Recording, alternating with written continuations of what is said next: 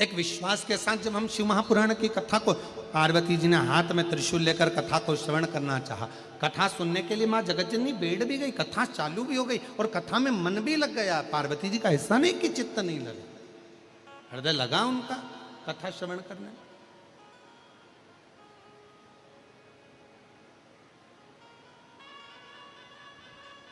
जैसे भगवान नारायण मुस्कुराए और उनके मुस्कुराने पर ही भगवान देवऋषि नारद के चेहरे पर भी मुस्कुराहट आ गई, हंसी आ गई।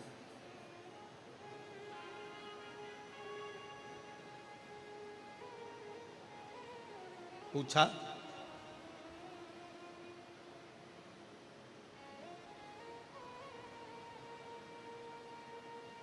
देवऋषि नारद जी ने पूछ लिया भगवान नारायण से, प्रभु आज बैकुंठ छोड़कर मृत्यु लोक में आए हो, पृथ्वी पर भ्रमण कर रहे हो, क्यों, किस लिए?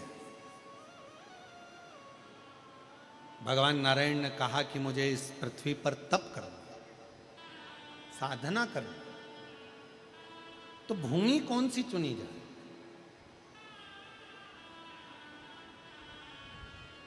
देवऋषि नारद जी ने कहा कि अगर बैकुंठ में कोई तप करे तो भगवान नारायण से पूछा जाए कि हम कहाँ बैठकर तप करें, कोई ब्रह्मलोक में तप करे तो ब्रह्मा जी से पूछा जाए। पर पृथ्वी का देवता, मृत्यु लोक का अगर कोई देव है, ब्रह्मा ब्रह्मलोक के देवता हैं, भगवान विष्णु बैकुंठ के देवता हैं, पर मृत्यु लोक का अगर कोई देव है तो वो देवाधिदेव महादेव है। बोल बम का नारा है, आवाज नहीं आई, जरा दमदारी से बोलो, बोल बम का नारा है, सारी समस्या का हल हार हार महादेव। तो बैकुंठ लोक भगवान नारायण का, ब्रह्मलोक ब्रह्मा जी का, पर मृत्यु लोक तो भगवान शिव जी का। अगर मृत्यु लोक पर कहीं तप करना है, मृत्यु लोक पर अगर कहीं तप साधना करना है तो भगवान शंकर जी से पूछना पड़ेगा। तब भगवान नारायण स्वयं शिव जी से कहते हैं कि भगवान भोलेनाथ जी आप बताओ कि मैं मृत्यु लोक में कहाँ तप करूं। तो कहा एक काम करो, इस तिरुमाला पर बैठकर आप तप करिए और कपिलेश्वर महादेव के रूप में बैठकर मैं आपकी रक्षा करूंगा।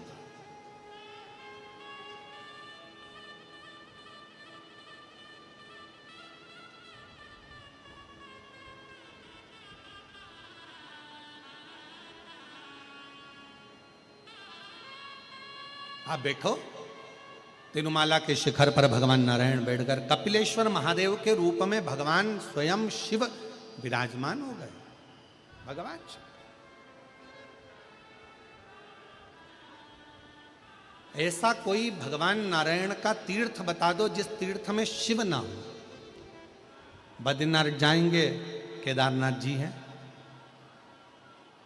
श्रीनाथ जी का दर्शन करने के लिए नाथ द्वारा जाएंगे, एकलिंग जी हैं।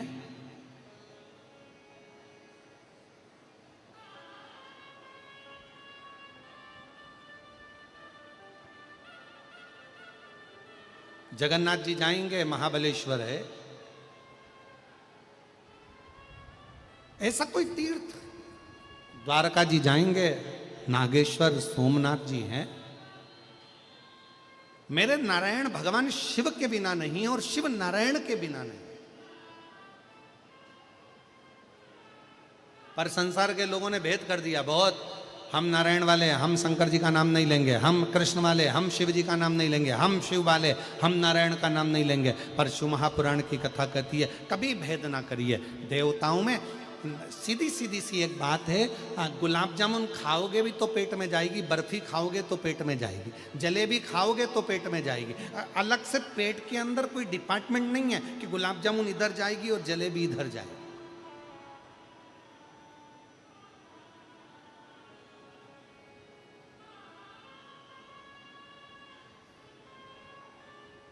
तुम्हारा मन पड़े राम कहो, तुम्हारा मन पड़े कृष्ण कहो, तुम्हारा मन पड़े शिव कहो, तुम्हारा मन पड़े दत्त कहो, तुम्हारा मन पड़े, तुम जिसका भजन करते हो, जिसका स्मरण करते हो उसको भजो।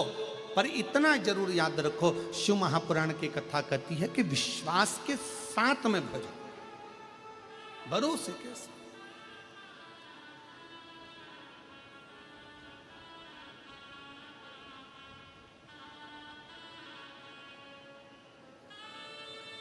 और ऐसी सुभाना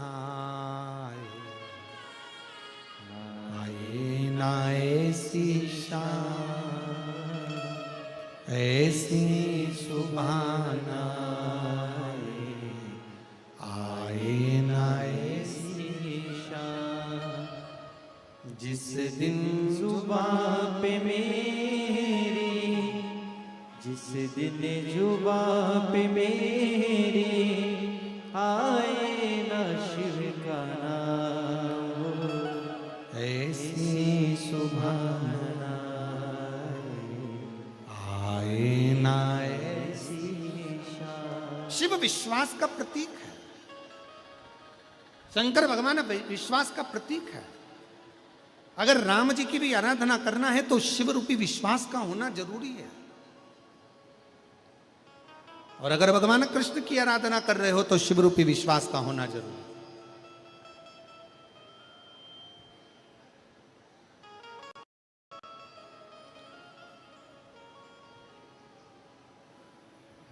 ये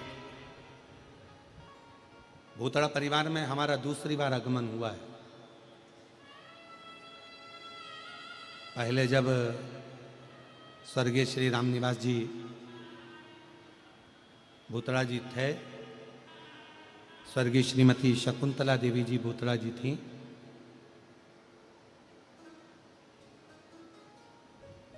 और स्वर्गीय रामनिवास जी भूतड़ा जी का बड़ा मन था उस समय पर।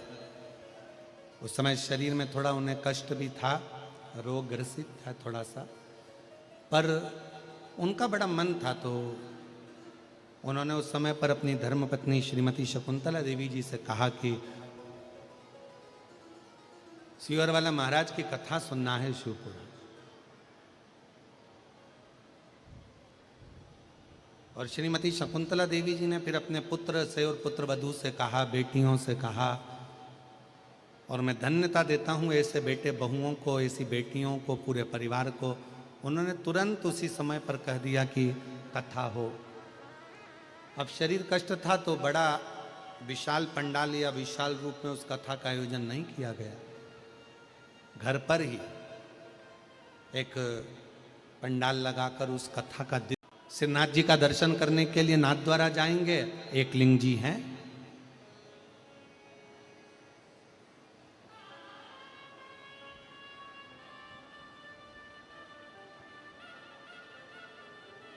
जगन्नाथ जी जाएंगे, महाबलेश्वर है, ऐसा कोई तीर्थ।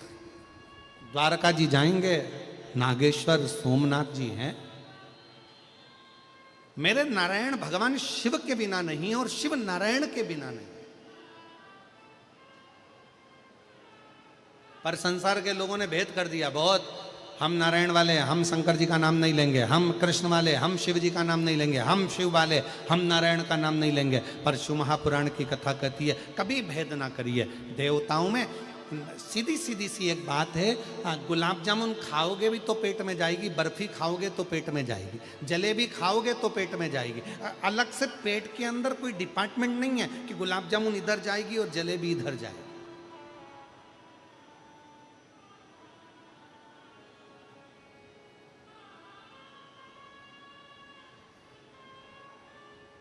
तुम्हारा मन पड़े राम कहो, तुम्हारा मन पड़े कृष्ण कहो, तुम्हारा मन पड़े शिव कहो, तुम्हारा मन पड़े दत्त कहो, तुम्हारा मन पड़े, तुम जिसका भजन करते हो, जिसका स्मरण करते हो उसको भजो। पर इतना जरूर याद रखो, शिव महापुराण की कथा कहती है कि विश्वास के साथ में भजो, भरोसे के साथ।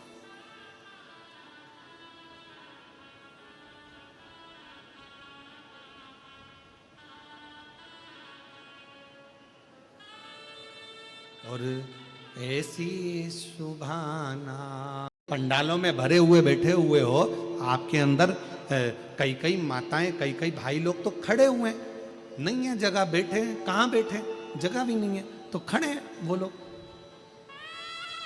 पर आपके अंदर क्या भरोसा है, क्या विश्वास है कि मैं 5 दिन की शिव महापुराण की कथा जो हमारे शमशाबाद में, हैदराबाद में, इस तेलंगाना की भूमि पर हो रही है, ये मेरा विश्वास कहता है। अगर मैं ये कथा श्रवण करूंगी तो मेरा भोले बाबा 5 दिन के बाद 3 महीने के अंदर मेरी झोली भरेगा, तो वो भरेगा ही। फिर उसको कोई नकार नहीं सकता, वो भरेगा, क्योंकि तुम्हारा विश्वास दृढ़ हो गया, तुम्हारा भरोसा पक्का हो गया।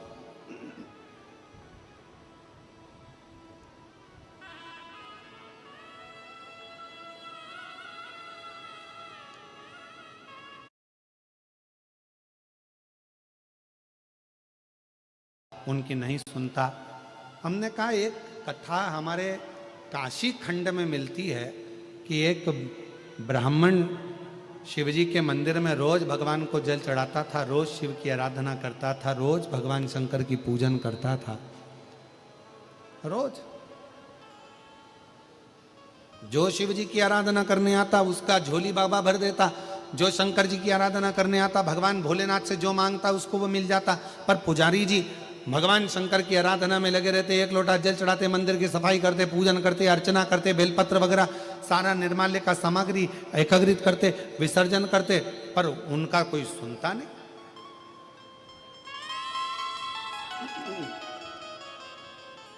काशी खंड की कथा है, रिटर्न बड़ा काशी खंड की। अब तो किसी ने भिलाई में प्रश्न किया कि ऐसा क्यों होता है, तो हमने कहा देखो, जल चढ़ाने वाला जब बाहर से आता है और शिवजी को जल चढ़ाता है ना, तो उसके अंदर एक अटूट विश्वास रहता है कि मेरा भोले बाबा, मेरा शंकर भगवान, मेरा त्रिकालदर्शी, मेरा कैलाशी अविनाशी मेरी झोली को भरेगा, ये निश्चित है। जैसे आप लोग बैठे हो इतनी जलवृष्टि में, पंडालों में भरे हुए बैठे हुए हो, आपके अंदर कई कई माताएं, कई कई भाई लोग तो खड़े हुए हैं, नहीं है जगह, बैठे हैं, कहाँ बैठे, जगह भी नहीं है तो खड़े हैं वो लोग। पर आपके अंदर क्या भरोसा है, क्या विश्वास है कि मैं 5 दिन की शिव महापुराण की कथा जो हमारे शमशाबाद में, हैदराबाद में, इस तेलंगाना की भूमि पर हो रही है, ये मेरा विश्वास कहता है अगर मैं ये कथा श्रवण करूंगी तो मेरा भोले बाबा 5 दिन के बाद 3 महीने के अंदर मेरी झोली भरेगा, तो वो भरेगा। कर देता है तो ये तो यमुना जी है, मैं भगवान का नाम लूंगी और यमुना जी से पार उतर जाऊंगी। भगवान का नाम लेकर वो यमुना जी में चलते चलते चलते चलते पार उतर गई। अब रोज वो यमुना जी ऐसे ही पार कर देती। एक दिन प्रवचन में महाराज जी प्रवचन देकर जा रहे थे, इतने में वो महिला मिल गई और उस महिला ने महाराज जी से कहा, महाराज जी चलो मेरे साथ चलो। महाराज जी ने नाव वाले को आवाज लगाया, महिला ने कहा नहीं महाराज जी, आप ही ने तो कहा कि भगवान भवसागर पार कर देता है, नाम ले लो तो मैं तो रोज भगवान का नाम लेकर यमुना पार उतर जाती हूँ। महाराज जी ने कहा ऐसा कोई होता है क्या? नहीं महाराज जी देखो मैं चलती हूँ, और वो पार उतर गई। महाराज जी से कहा चलो आज तुमने कहा है ना, तुम भी कर कर देखो। महाराज जी को लगा कि मैं भवसागर पार उतरे भगवान के नाम से वो चल जाए, पर यमुना कैसे पार उतरे। महाराज जी को जिद कर कर उस महिला ने जैसे ही यमुना जी में पांव रखवाया, महाराज जी तो पानी में डुबक डुबक करने लगे। महाराज जी ने उस महिला से कहा कि मुझे समझ में नहीं आया, तू कैसे पार उतर गई? उस महिला ने कहा महाराज जी मैंने आपकी वाणी पर विश्वास करा, जब भगवान का नाम लेने वाला भवसागर पार उतर सकता है तो भगवान का नाम लेने वाला यमुना पार भी उतर सकता है। ये मैंने आपकी वाणी पर विश्वास किया।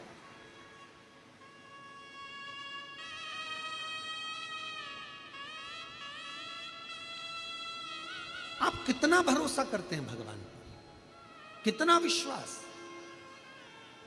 ये आपके ऊपर निर्भर करता है। देवराज नाम के ब्राह्मण का भरोसा नहीं था शिव जी के प्रति, देवराज नाम के ब्राह्मण का विश्वास नहीं था भगवान के प्रति। देवराज नाम का ब्राह्मण अपनी पत्नी को छोड़ दिया, बच्चों को छोड़ दिया, एक पर स्त्री के चक्कर में जो पड़ गया, एक नारी के चक्कर में। फिर निवेदन है पराया धन और पराई नारी, ये बर्बादी का केंद्र बिंदु। 3 बेटे हो चुके थे, ब्राह्मण था, मंदिर जाता था जामिल, भगवान का भजन करता था। एक सुंदर वेश्या को देखकर उस वेश्या के घर के सामने खड़ा हो जाता था। लोग कहते हैं बड़ी सुंदर है, बड़ी सुंदर है, जरा देखूं तो देखने के लिए खड़ा रहा, 1 दिन दिखी नहीं, 2 दिन दिखी नहीं, 3 दिन दिखी नहीं, 15 दिन वेश्या नहीं दिखी। 16वें दिन वेश्या का जो दीदार करा तो सोचा इतनी सुंदर, इससे तो शादी कर लो, विवाह कर लिया, बच्चे हो गए।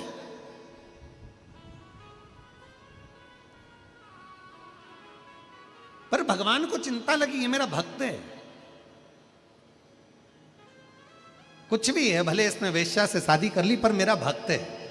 अब भगवान का भजन छोड़ दिया, अब इसने पूजन छोड़ दी, अब इसने भजन छोड़ दिया, अब सत्संग नहीं करता।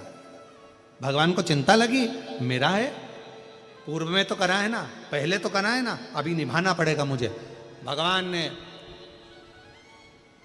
साधु का रूप रखा, अजामिल के दरवाजे पर जाकर आवाज लगाई, मुझे भूख लगी है, कुछ भोजन दे दीजिए।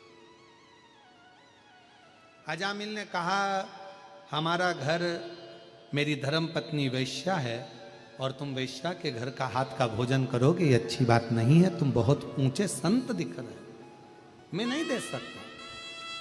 संत ने कहा कि वैश्या ब्राह्मण से विवाह कर कर ब्राह्मणी हो गई, इसलिए हम भोजन कर सकते हैं, आप हमें भोजन दो।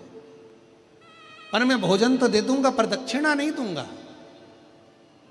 संत ने कहा, हमें दक्षिणा नहीं चाहिए, तुम भोजन कराओ। भोजन कराया, भोजन कर कर जैसे संत उठे तो कहा दक्षिणा दो। बाबा मैंने मना करा था, मैं दक्षिणा नहीं दूंगा, मेरे पास में पैसा नहीं है। संत ने कहा, दक्षिणा नहीं दे सकते तो एक काम करो, तुम्हारी पत्नी गर्भ से है, उसके गर्भ में जो बच्चा है उस बच्चे का नाम बस नारायण रख देना, बाकी की दक्षिणा में और कुछ भी नहीं चाहिए। बहुत इतना ठीक है। और गर्भस्थ अजामिल ने सोचा, बच्चे का नाम तो कुछ भी रखना है तो नारायण रख दूंगा, और नाम रख दिया नारायण। नारायण नाम रखा, नारायण नारायण नारायण नारायण। ये पूर्व के समय का कोई पुण्य था जो अजामिल के घर में बच्चे का नाम नारायण रखा गया, कोई पूर्व का पुण्य था। उसी तरह ए हैदराबाद वासियों, ये आपके कोई पूर्व का पुण्य होगा जो शिव महापुराण की कथा में आप बैठे हो, पूर्व का।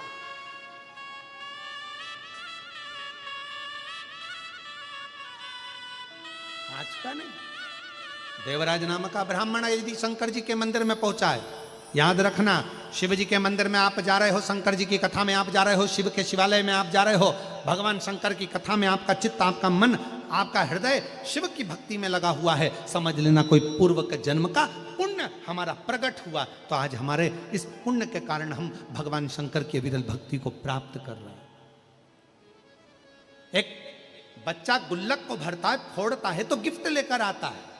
जब हमारे दादा परदादा माता पिता ना जाने उनके पुण्य की गुल्लक भरी होती है और हमारे पुण्य की गुल्लक भरी होती है, तब जाकर किसी परिवार में शिव महापुराण की कथा हो पाती है। पुण्य की गुल्लक आज का नहीं। मां पार्वती के पूजन का विधान कहा गया। अब कोई कहे कि केवल ये नारी का उपास है, कोई कहे कि तीज का व्रत केवल स्त्री का है, हरताली का तीज करे तो नारी का व्रत है, चतुर्थी का व्रत करे तो नारी का व्रत है, छठ का व्रत करे तो नारी का व्रत है, तीज का सातुड़ी तीज का व्रत करे तो नारी का व्रत है। ना ना ना ना, यदि पार्वती मंगल की कथा को आप पढ़ेंगे सुनेंगे तो उसमें वर्णन आता है, पार्वती जी जितने व्रत धारण करती है वो पार्वती जी की मां मैनावती हिमालय राज उनकी भी 71 पीढ़ी को पार कर देती है, और पार्वती जी खुद के ससुराल की भी। जितने गण शिव महापुराण की कथा कहती है, पार्वती जी के एक व्रत धारण करने से, मां जगत जननी के एक व्रत उठाने से, तीज का व्रत अगर मां पार्वती जी करती है तो शंकर भगवान के पास में जितने भूत प्रेत डाकनी पिशाचनी चुड़ैल भयंकर गण होते हैं, पार्वती जी अपने व्रत के बल से उन भूत प्रेत को भी मुक्त कर देती है। इतना बल माता पार्वती के व्रत में होता है, इतना बल।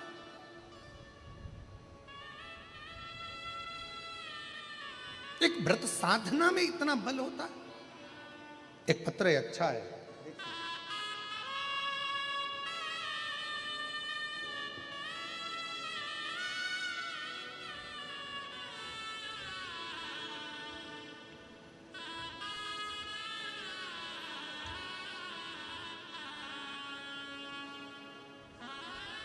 मेरा नाम सोनिया है।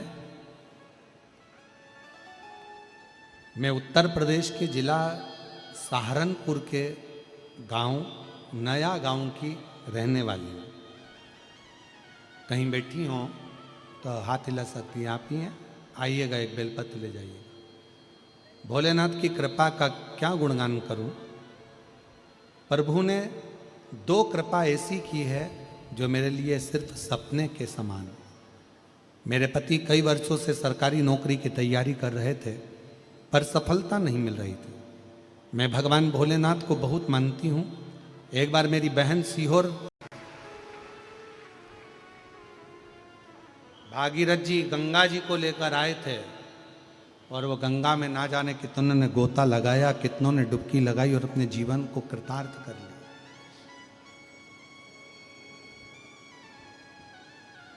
और ये आपके माता पिता की पुण्याई से ये गंगा शिव महापुराण की आप लेकर आ गए। ना जाने कितने कितने जो तरस रहे थे शिव पुराण की कथा को कि कभी पंडाल में बैठेंगे, कभी पंडाल की मिट्टी को अपने मस्तक पर चढ़ाएंगे। दुनिया में केवल एक पंडाल है शिव महापुराण का जिसकी मिट्टी को भी लोग मस्तक पर चढ़ाते हैं और बड़ी से बड़ी बीमारी से छूट कर जाते हैं। यह दुनिया का केवल एक पंडाल है, शिव महापुराण का, जहां लोग कथा श्रवण करने के साथ में वहां की मिट्टी को भी सिर चढ़ाने के लिए आते हैं।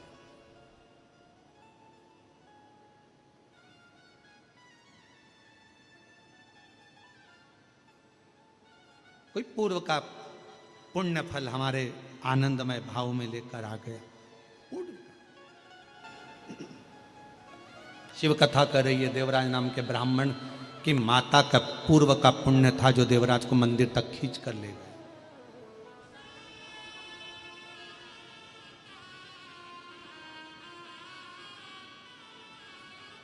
मंदिर तक गए, शिव पुराण की कथा चल रही थी। 2 क्षण कान में चली गई वो शिव महापुराण की कथा।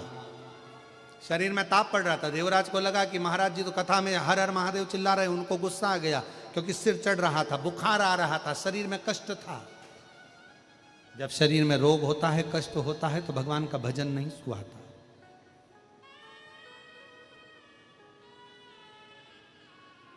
बहुत ध्यान रखना।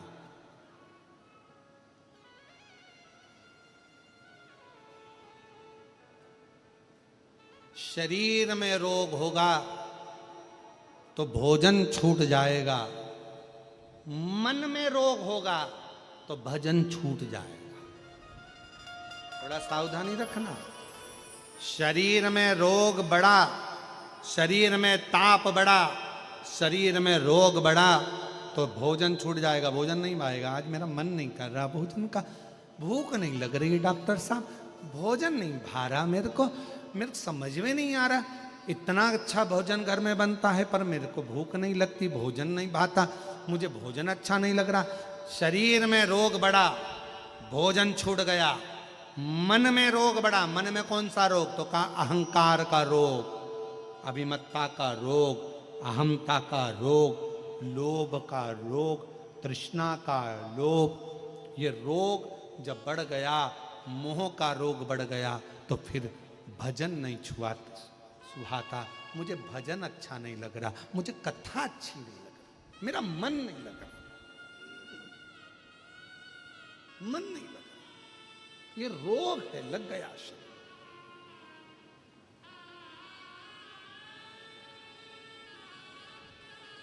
सुहा नहीं रहा, अच्छा नहीं लग रहा। जिनकी दोपहर में 1 बजे से 4 बजे तक जिनका घर का काम पूरा करने के बाद जिनकी सोने की आदत होती है ना 1 बजे से 4 बजे तक, अगर वो 1 बजे से 4 बजे तक कथा के पंडाल में आके बैठ जाए तो पहले दिन तो उनको मन ही नहीं लगता, सिर पे बड़े पल्लू लेके बैठ जावे पर। और भगवान विष्णु जैसे ही मुस्कुराए तो देवऋषि नारद के चेहरे पर भी हंसी आ गई।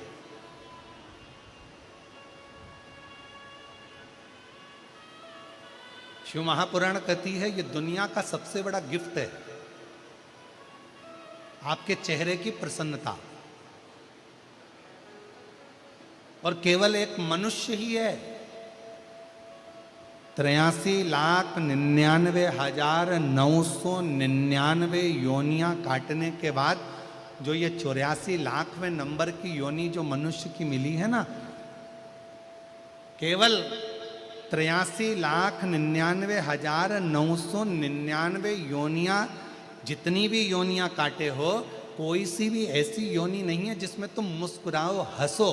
केवल एक योनि है और वो है मनुष्य की योनि। ये मानव की योनि 84,00,000वें नंबर की योनि ऐसी है, इस योनि में ही मनुष्य केवल मुस्कुराता है। केवल एक योनि यही है।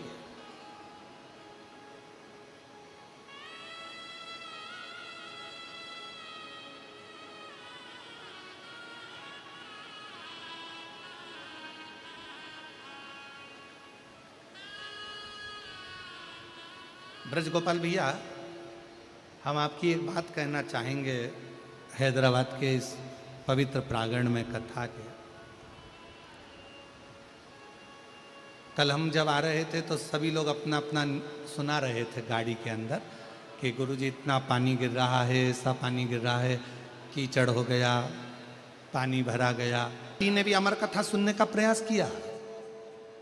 कुंभज बाबा के आश्रम में जाकर, अगस्त ऋषि के आश्रम में पहुंचकर भगवान शंकर सती जी को कथा सुनाने के लिए लेकर गए। माता उमा जब भगवान महेश के साथ में विराजमान हुई, जब माता उमा महेश भगवान के साथ में विराजमान हुई, जिससे महेश्वरी समाज की उत्पत्ति हुई,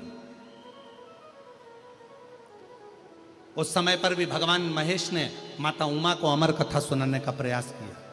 माता कात्यायनी को, माता कुचमंडा को, माता स्कंदा को, माँ कालरात्रि को, माता महागौरी को, ऐसा कोई माता का अवतार नहीं हुआ जिसमें भगवान शंकर ने माँ पार्वती जी को जो अन्य रूप में आई उनमें उन्होंने अमर कथा सुनाने का प्रयास नहीं किया।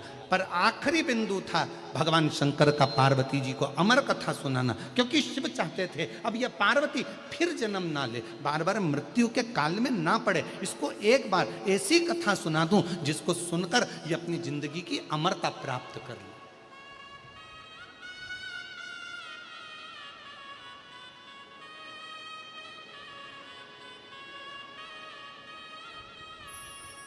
और मेरे बाबा सुना दो ऐसी कथा जिसे सुनकर मैं भी अमर हो।